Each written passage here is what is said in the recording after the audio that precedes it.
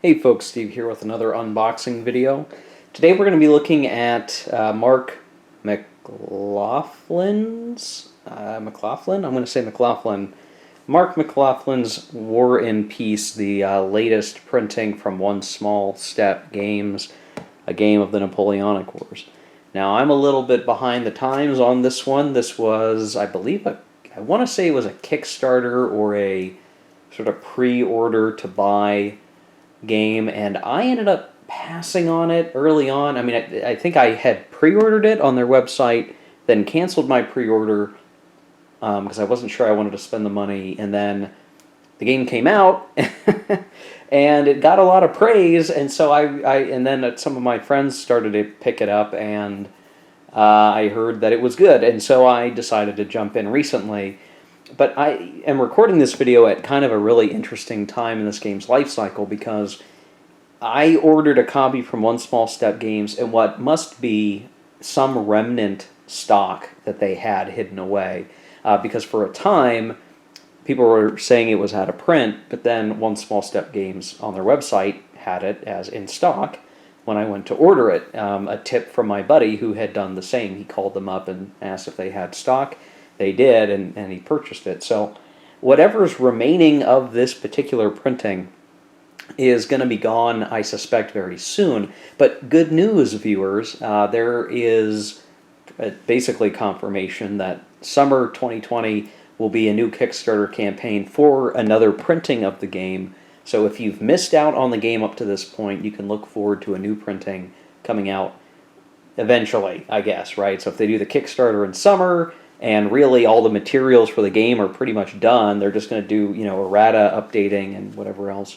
It'll come out, I won't project for them, but you probably won't be waiting too long, right? You just have to wait for it to be printed, for the funds to be there, for it to be printed, and then sent out. So, really, if you haven't had a chance to pick this up, you will have the opportunity for sure. Even with my late unboxing video, other folks have done unboxing, so there you go. But I got it, so I want to talk about it.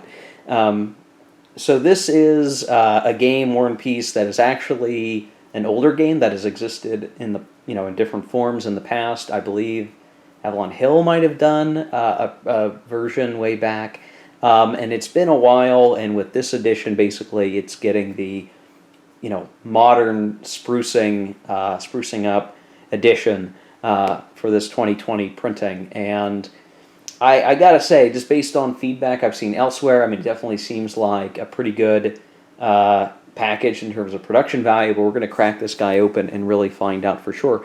One thing I know is that, yes, there is errata that's going to be fixed up in the next printing, and here's the thing. So if you were to go out to the Board Game Geek page for this game and you looked at the errata, what you're going to find is that the errata is like seemingly a couple pages long. If you trust me, and maybe you don't, or you're not familiar with my videos, or you watch my videos and you do trust me, I don't know. When I examined the errata, it really turned out to be that the errata is actually quite minor. And sure, yeah, I mean, I guess if I was really thinking about it, like I could have waited for the second printing eventually, but I don't know, I just wanted to jump on it and support One Small Step Games while I could.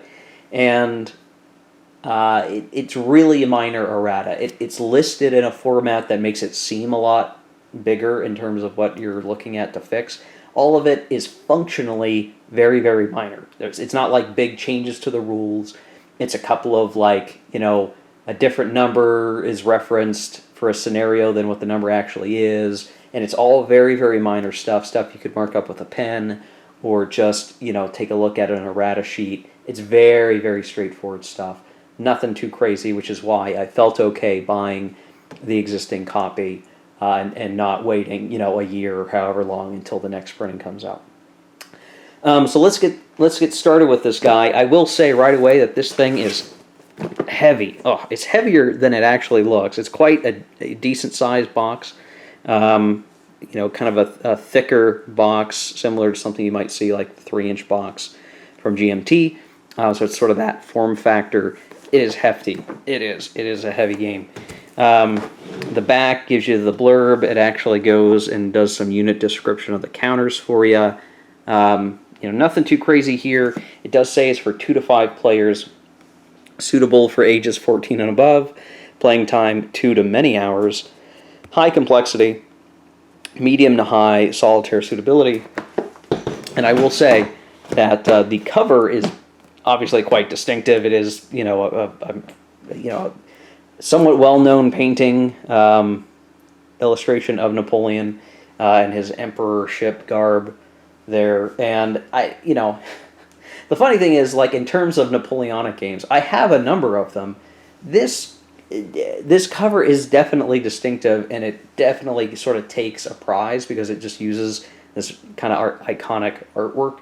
Not to say that other artwork for other games isn't good, it's just this in particular sticks out, and you can tell that this is very obviously a Napoleonic focused game, right? No kidding. Now, one of the things that's funny about this game, and if you've been watching my channel or you know what I've been up to, you'll know that I have another game that kind of fulfills the same niche, and that is Nations in Arms by Compass Games, which is another, big strategic level hex and counter Napoleonic Wars game. And I've had an opportunity to play Nations in Arms. I really like Nations in Arms, and I still have my copy of Nations in Arms.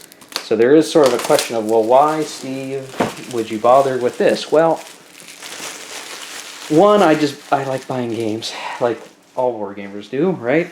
The other thing is, I do believe that this game has some things in it and for it that allow it to be its own little thing, and I'll get to that at the end of the video. So wait in suspense for that, because what you're really here for likely is an unboxing. So taking off the cover, we'll see what we have. So we get 2 red dice, red with white pips, straightforward. We are given some baggies, many, which is good. Looks like there's a few other over here. So overall, appreciative of that. I have a lot of extra baggies that I've purchased for sorting, but I always like when the game comes with enough that you should be able to get everything punched and organized and to a decent degree right out of the box. It looks like we have a I'm not sure what the sequel to War and Peace, operational methods. Oh, right. I'm not totally sure. I'm not totally sure what I'm looking at right now. I think these are like optional rules or something.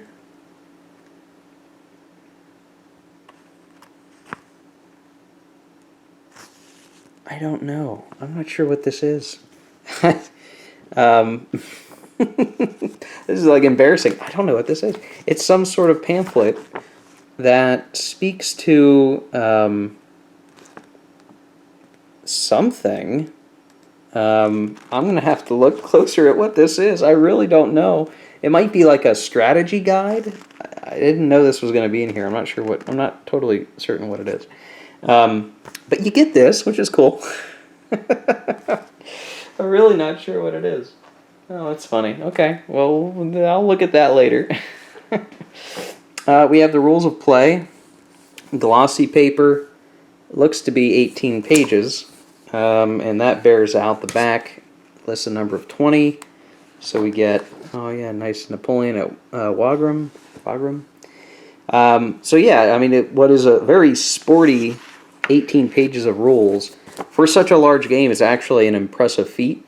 And this will get into my comparison to Nations in Arms later, but overall, you can see it's got color, it's got artwork, it's got graphics for the counters and map to describe the rules. 2-column format, hard to beat that. So it looks like just in terms of component, the rulebook seems to be rock solid just in terms of presentation, mimicking the cover here, and again, those rules done in 18 pages, which means, you're not going to be stuck reading the rulebook forever, right? And it looks like the vast majority of the main rules are really done by page 16, which once you take away these couple of intro pages, I mean, you're really only talking about like 14 pages of rules, which is nothing, honestly. That's not much to it, so cool to see that. We have a book here that is for the Grand Campaign scenario and possibly other information. It looks like this is additional rules that govern. Okay, maybe it's more rules than I thought originally there was going to be. So there's certainly rules in here, but it looks like some of these are like political rules in terms of the campaign game. How to create minor states, how states are conquered, production. And I guess this is a little bit, I guess what I would look at this as is like the rule book as the one that we just looked at, kind of covers your ability to play any of the smaller scenarios, the standard game scenarios, which is what this is. We'll look at this in a second.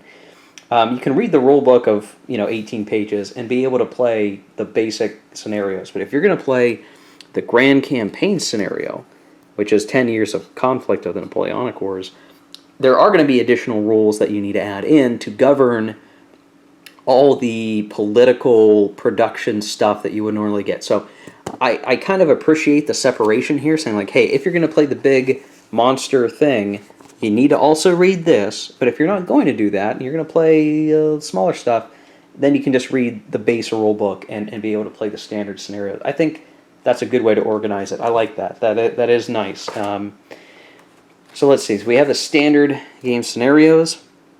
Some of these I think are set up so you can learn the game. So you have the first Italian campaign involving Napoleon. You have his adventure in Egypt. You have the second Italian campaign, the Marengo campaign, and then you get into all these other, 1 year-ish conflicts of various stages of the overall war, and each of these kind of being their own little, game amongst themselves. So you can see each scenario appears to be described in decent detail. There's the victory conditions, special rules, blah, blah, blah, blah, blah. Again, pretty straightforward stuff, and what this allows you to do is pick a scenario that kind of interests you or you want to try out, and you can play those, again, without reading all the crazy political rules.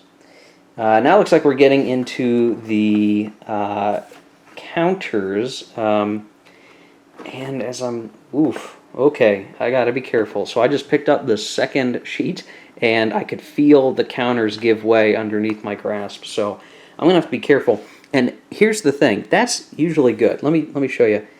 This is seemingly brown core counters, and while this might look like your typical maybe like medium quality counter sheet, I can tell you right now that this is very close to World in Flames Collector's Edition quality, where these counters are nice and thick, and if I press just a little bit harder, these things are going to pop right out of the counter sheet. So punching these counters, I can already tell, is going to be very easy, and I shouldn't have to worry too much about counters getting beat up along the way.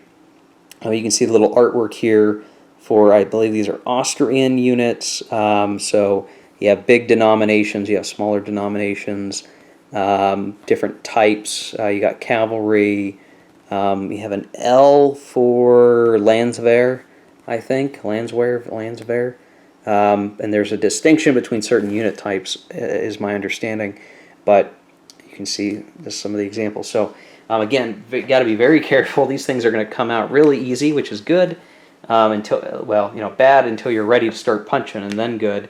We have counters, more units, but then more administrative counters here. And then, it looks like we've got a runner. This British cavalry unit got off of its sprue, and it looks like some of these counters over here were already starting to pop out. So what's funny is I can put him right back in, and he'll stick there. So I'm going to set him down carefully.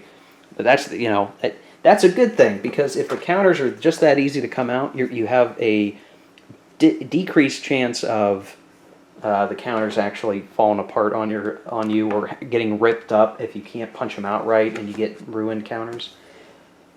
Now we start getting into what look like player aid sheets. So this is a force pull display, and it looks like this is just for everybody. So you would set this somewhere beside the map. And just kind of looking, you select Spain, France. There's a force pull. There are a place for prisoners. Napoleon in exile. A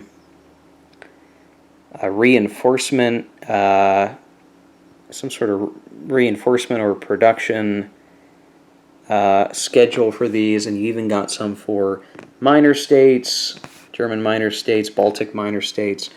Quite a lot here, all on a neat little sheet, and it folds right back up. Okay, this looks to be more of a traditional player aid sheet, so you have a turn sequence, optional tactical matrix for field battle, so if you want to increase the complexity of the game, they have something for that. Forced march table, combat sequence, combat loss chart, an expanded sequence of play, grand campaign chronology of events, kind of helps you with rules and when things can happen, campaign turn sequence, optional grand campaign combat results table. I don't even know. That's, okay. Even more things that you could throw in. Optional tactical matrix for field battles. I wonder how different that is from this. I don't know. And the attrition table. And this was one of the bits of errata. You can see this heading and this heading need to be swapped. So, not a big deal, but just something you might notice and might be confused about. I'm not sure how that got screwed up, but not a big deal. Combat results table, bam. And it looks like there might be one of these, and it's pretty expansive and big. It's 3 panels. It's like a DM screen almost. But it's got a lot of the good information there. Nice, glossy, quality, sturdy Allied leader display, and whoop, it has a little pop out here. So you can see that. French Allies leader display, which is similar. Interestingly, it doesn't have an expanding flap, so just fewer leaders, I guess. French Alliance leader display, so I guess this is the difference. They've got a whole other sheet that they can use. And then finally we get to the map, and it is mounted.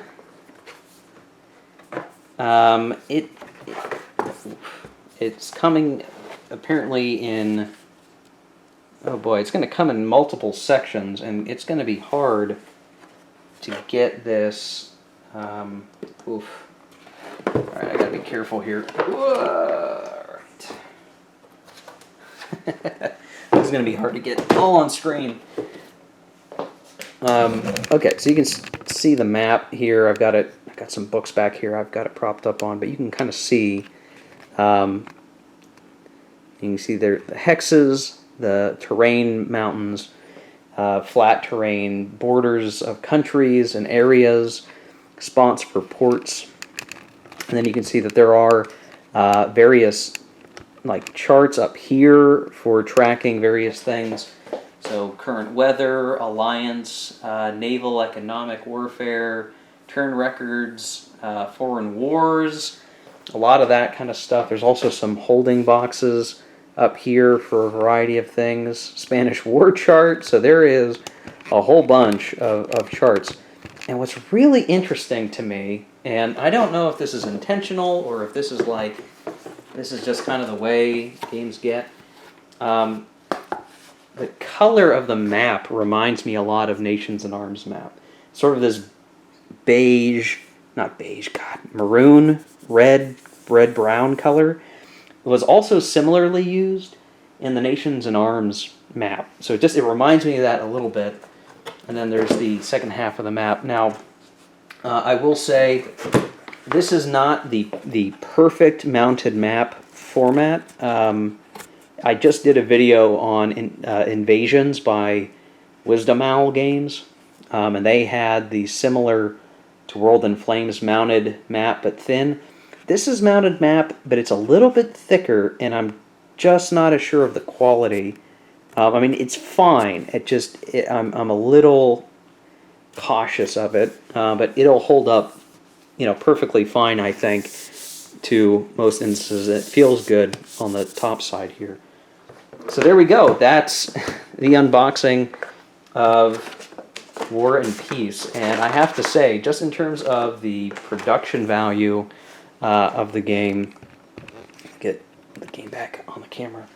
The production values are obviously very high for this package.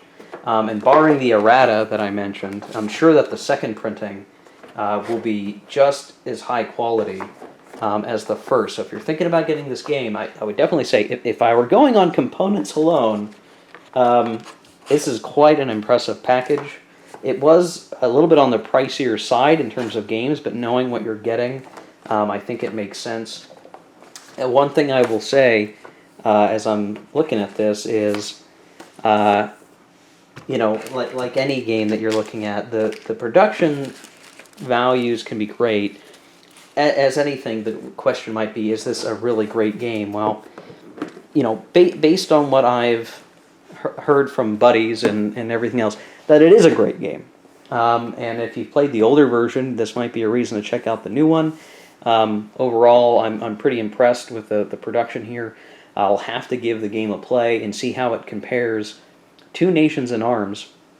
Maybe the one thing in closing I'll say is that the box materials are not quite as sturdy as some of like the GMT quality boxes. So it's just the box lid itself is a little bit thinner. I'm sure it'll hold up fine, and I take pretty good care of my games, but if you're abusive of your game boxes, it might not hold up as well as maybe some others. But again, I mean, with a game that looks this good, right, you put it on the shelf and keep it safe. Okay, so that's the end of the unboxing portion of this video.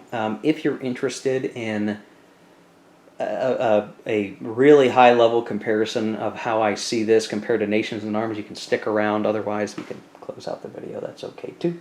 Okay, so just very quickly here, I just want to talk about these two games in comparison. This is Nations in Arms, a little bit different of a game. I know that folks are going to look at this and say, well, Steve, they're both doing similar things, big, strategic, Napoleonic war games.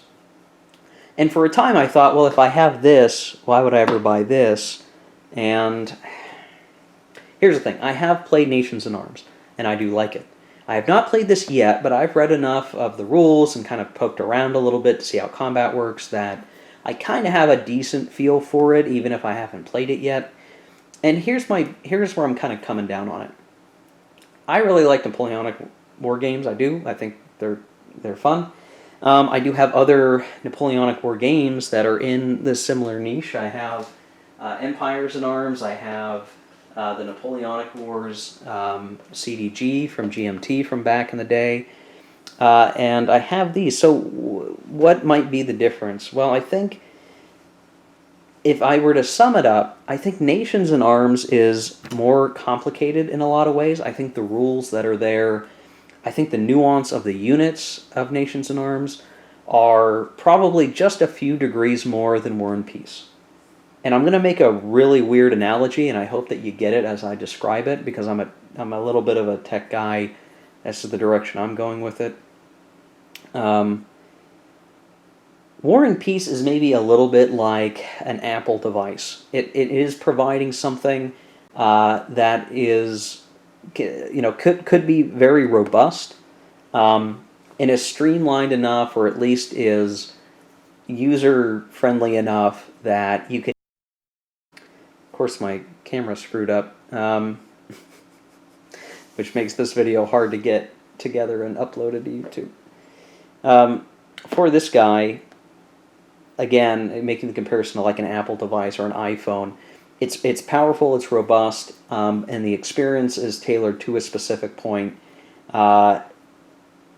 Whereas Nations in Arms might be an Android phone, where there's more complexity here. Sometimes, if you really want to get the most out of this, it's going to take a little bit more work, for sure.